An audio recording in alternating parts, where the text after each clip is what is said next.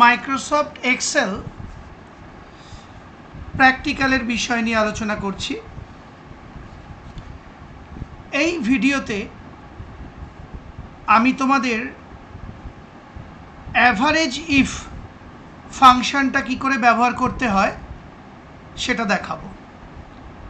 Function সম্বন্ধে notes আমি তোমাদের লিখে দিয়েছি, বুঝিয়েও দিয়েছি। এবার দেখো কি করে অ্যাভারেজ ইফ ফাংশনটা ব্যবহার করতে হয়। আগে আমি ডেটাবেসটা অলরেডি বানিয়ে রেখেছি যাতে ভিডিও সাইজ বড় না হয়।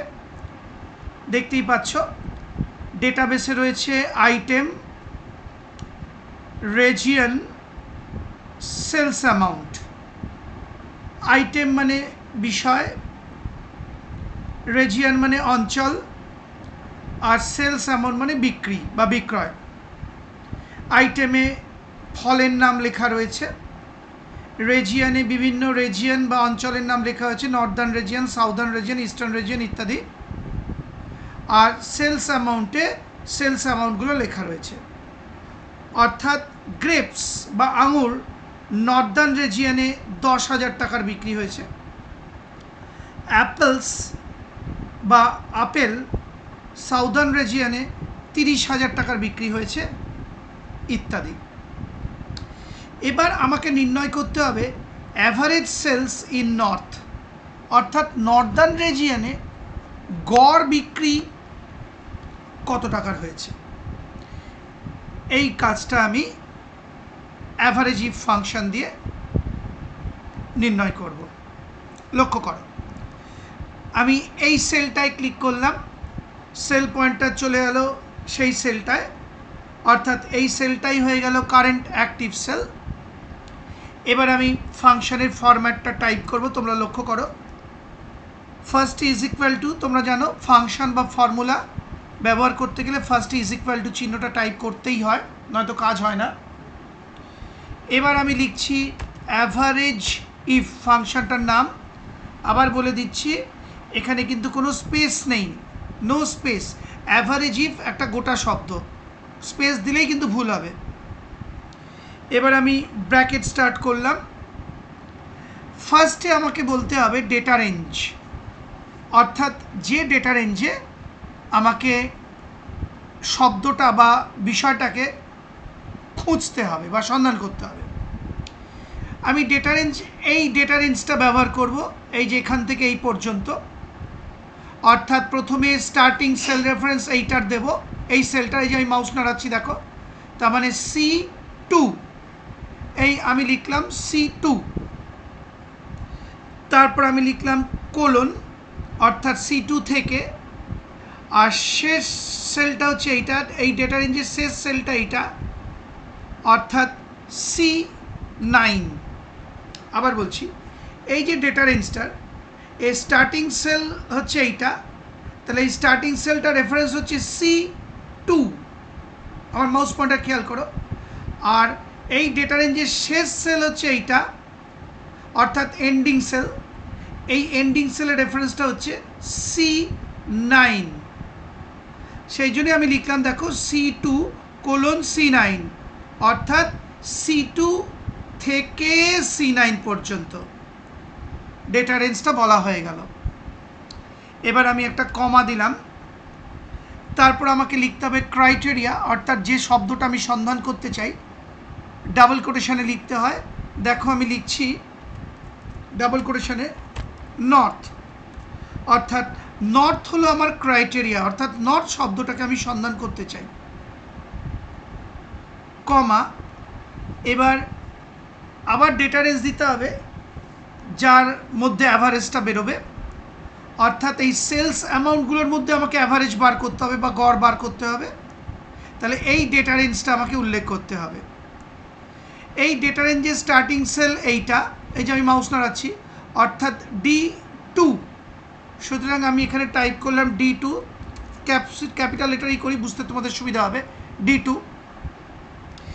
এবার দিলাম কোলন, অর্থাৎ থেকে, আর এই ডেটা রেঞ্জের শেষ সেল রেফারেন্স এইটা, অর্থাৎ D9। D9। সুতরাং এখানে আমি লিখছি D9। 9, অর্থাৎ D2 থেকে এই যে D2 থেকে D9 পর্যন্ত। আবার বলছি, D2:D9 মানে D2 থেকে D9 পর্যন্ত, অর্থাৎ এই সেলস অ্যামাউন্টগুলোর মধ্যে অ্যাভারেজ বের করতে হবে। এবার আমি ব্র্যাকেট ক্লোজ করছি। তাহলে পুরো ফরম্যাটটা হলো C2:C9, অর্থাৎ এই ডেটা রেঞ্জের মধ্যে খুঁজতে হবে, কি খুঁজতে হবে? নর্থ, এই যে আমার ক্রাইটেরিয়া নর্থ, আর এই ডেটা রেঞ্জটার মধ্যে অ্যাভারেজ বার করতে হবে, অর্থাৎ D2:D9। তার মানে এই ডেটা রেঞ্জটায় খুঁজতে হবে, নর্থ খুঁজতে হবে, আর এই ডেটা রেঞ্জটায় অ্যাভারেজ নির্ণয় করতে হবে।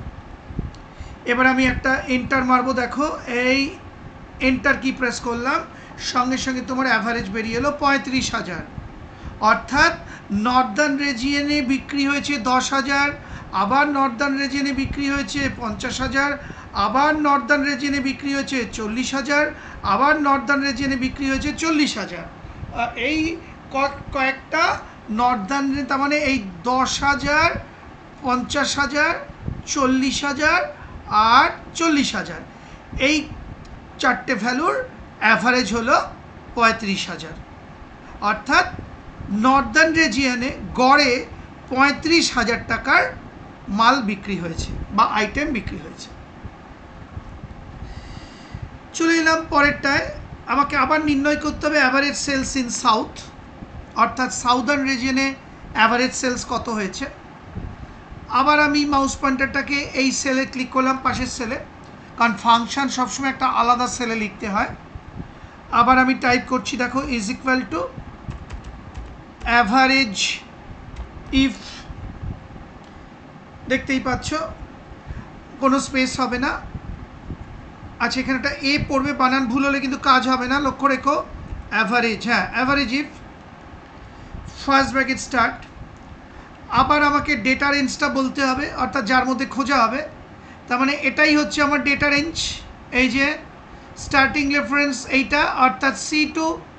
তাহলে আমি টাইপ করছি C2 কোলন মানে থেকে, এন্ডিং সেলটা এইটা, অর্থাৎ এর সেল রেফারেন্স হচ্ছে C9।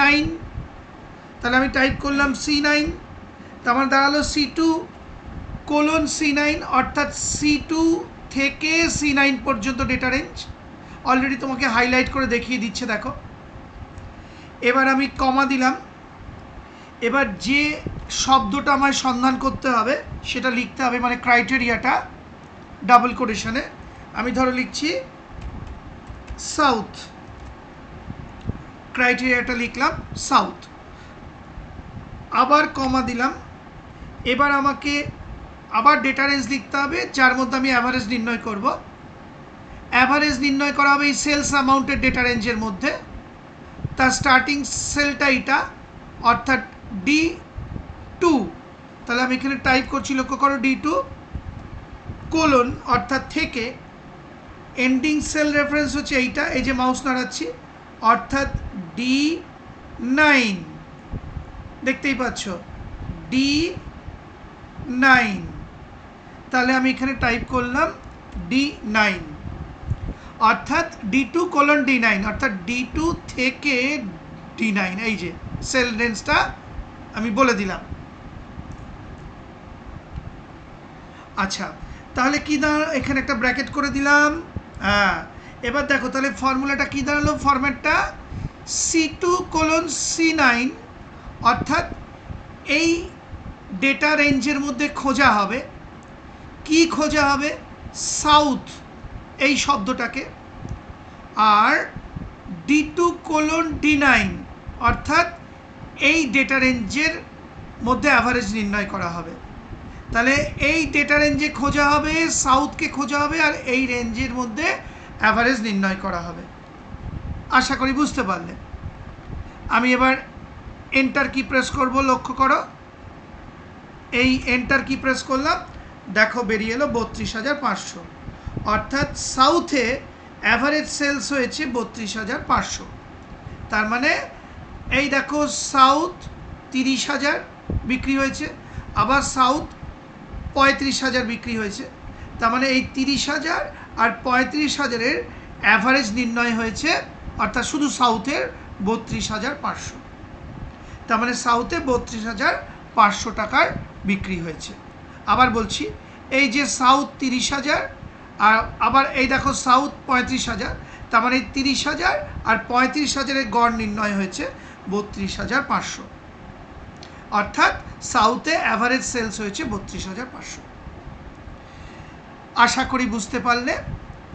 সেই সঙ্গে আমার এই ভিডিওটি, অর্থাৎ অ্যাভারেজ ইফ কীভাবে ব্যবহার করতে হয় দেখিয়ে ভিডিওটি শেষ হলো।